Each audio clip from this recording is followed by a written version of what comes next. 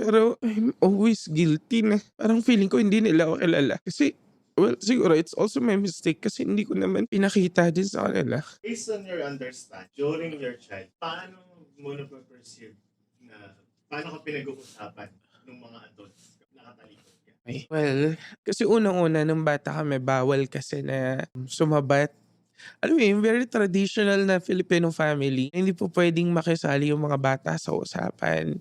Na kapag may bisita o dito ka lang sa kwarto, dito ka lang sa isang sulok.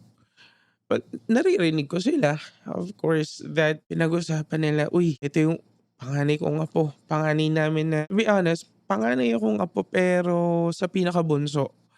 Na my dad is the bunso and it's like parang yung sinundan niya 18 years ang gap. So it's really a family na ang layo ng gap in between.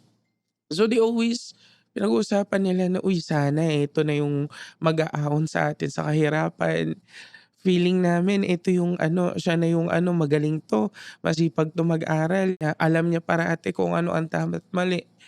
Na siya yung balang araw siguro tutulong sa amin na maka-move on sa life na meron tayo right now. Pero good thing na lang din my parents, hindi sila someone na who puts pressure sa ano nila, child nila or sa children nila. Kasi parati nilang sinasabi sa amin na ano, "Anak, kaka-graduate ka lang, hindi mo kami responsibility.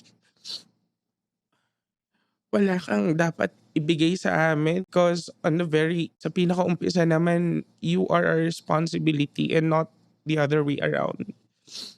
'No? And siguro during that time na lang na they always talk about magaling, someone na dapat ano hardworking, nagsusumikap and so on.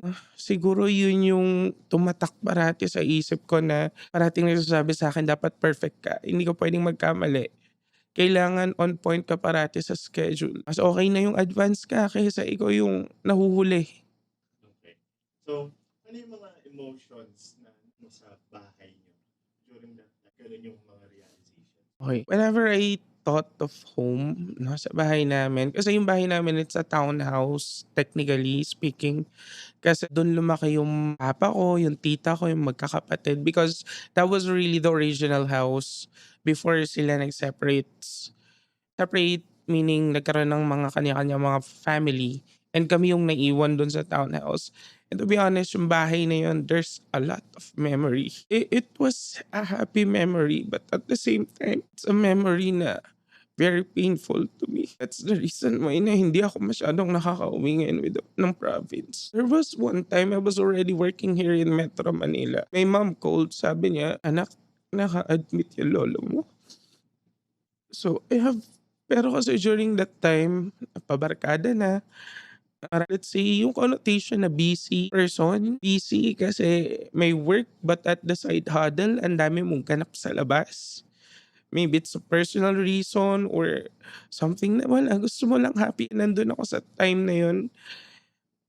So, umuwi kami one time kasama yung barkada ko, dumiretso kami ng bahay and I clearly remember it na nag-inuman pa kami nung gabing yun and hindi ako agad pumunta ng hospital. Kasi sabi ko, kaya ni lolo yan. Ilang beses naman na siyang na-hospital, na-stroke, kung ano-ano and then suddenly nagkaroon siya ng pneumonia during that time. Sabi ko, bukas na lang dito muna tayo sa bahay. Kinumagahan, so we went there, visit him rather. Akala ko okey lang siya kasi sabi sa akin nung mga nagbabantay hindi daw siya kumain magdamag.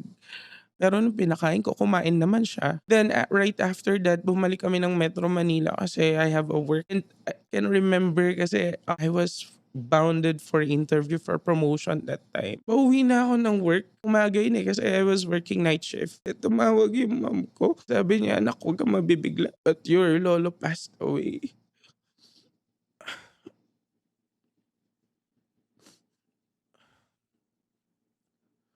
During that time hindi ko alam kung anong dapat kong ma-feel.